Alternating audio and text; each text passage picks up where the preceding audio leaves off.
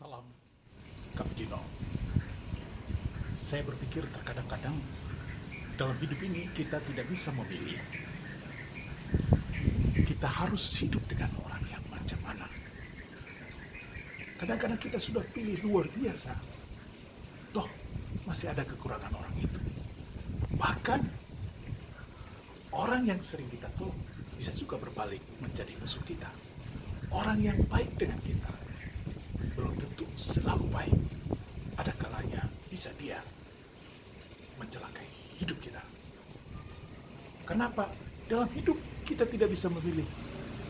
Saya mau dengan orang yang sempurna. Karena masing-masing dalam hidup ini kita mengalami ada kalanya menjadi orang yang baik. Ada kalanya menjadi orang yang tidak baik. Karena itu dikatakan dalam kitab suci, orang yang sehidangan dengan aku, makan semeja dengan aku, bisa mengkhianati aku. Yesus sendiri mengalami Yudas mengkhianati dia. Yudas menjual dia. Padahal selama 3 tahun dia hidup bersama Yesus, makan minum bersama Yesus. Apa yang dimakani oleh Yesus dimakan juga oleh Yudas. Toh makan semeja belum tentu membuat hatinya terikat satu sama lain. Dalam membangun keluarga juga, waktu pacaran pasti semuanya indah, enak, nyaman. Tapi belum tentu dalam perjalanan hidup selalu nyaman seperti yang kita bayangkan. Karena itu ada orang bilang apa? Pacaran itu memang indah, tapi belum tentu dalam perkawinan seindah seperti masa pacaran. Karena masa pacaran kita harus melakukan yang terbaik supaya dipandang pasangan inilah pasangan yang saya yang paling ideal. Tapi keidealan dalam pasangan, dalam pacaran belum tentu ideal terus selama membangun rumah tangga. Dan inilah kesulitan hidup kita.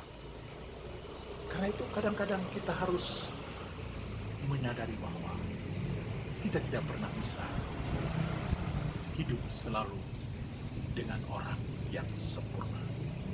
Manusia sempurna apapun dia toh memiliki kekurangan. Seperti mata uang, satu sisi ini, satu sisi lain. Tidak sama. Mata uang yang sama memiliki 2 sisi yang berbeda, tapi punya nilai yang sama. Mencetak mata uang, dia sudah hormat bahwa sisi ini gambarnya seperti ini, sisi ini gambarnya seperti ini. Tidak sama. Karena itu dalam proses perjalanan hidup, membangun kebersamaan dengan orang lain, kita harus menyadari bahwa kita semua di dalam diri kita selalu memiliki yang namanya kekurangan, juga kelebihan. Di dalam diri kita ada potensi untuk melakukan yang tidak baik, melakukan yang jahat. Tapi juga ada potensi untuk melakukan yang baik, untuk mencintai, dan untuk menyelamatkan. Sebesar apa porsi kita dalam hidup ini, ada orang yang cenderung porsinya, potensi jahatnya lebih tinggi daripada potensi baik. Ada orang punya potensi baik lebih tinggi daripada potensi jahat. Lalu apakah berhadapan dengan orang yang jahat dengan kita hancurkan dia? Berhadapan dengan orang yang jahat dengan kita, apakah kita jelekin dia seperti dia menjelekkan kita? Pesan kitab suci, pengalaman Nabi Yeremia mengajarkan kita bahwa dalam hidup ini kita akan terus berhadapan dengan orang jahat. Tapi kita tidak boleh masuk dalam lingkaran orang jahat itu. Kita harus menyerahkan dia kepada Tuhan, karena Tuhan telah menjadi hakim bagi kita. Ketika kita berbuat baik, maka kita harus setia dalam hidup ini, selalu berbuat baik. Jangan karena dia buat jahat, Anda lalu terpengaruh berbuat jahat. Jangan membalas kejahatan dengan kejahatan. Selalulah berbuat baik. Hukuman itu haknya Tuhan. Biarlah Tuhan menjadi hakim atas kita, memutuskan apakah perbuatan kita baik atau perbuatannya yang baik. Kita harus seperti Nabi Yeremia.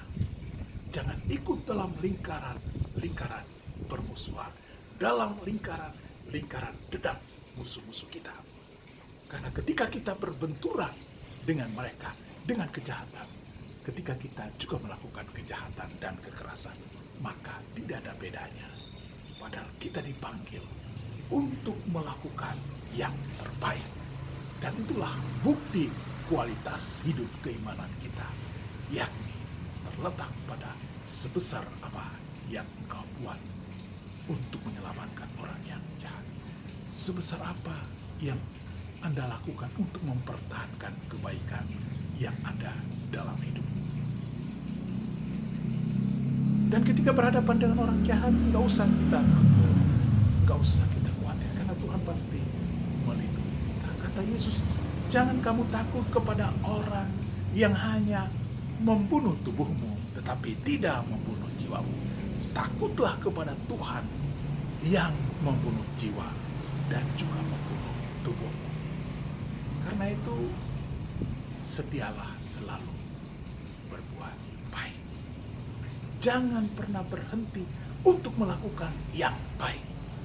Karena kualitas kebaikan yang Anda buat menentukan kualitas hidup. Semakin Anda berbuat baik, mungkin tantangan berhadapan dengan orang yang tidak jahat itu makin tinggi, tapi Anda pasti diselamatkan oleh kerahiman dan kemurahan Tuhan.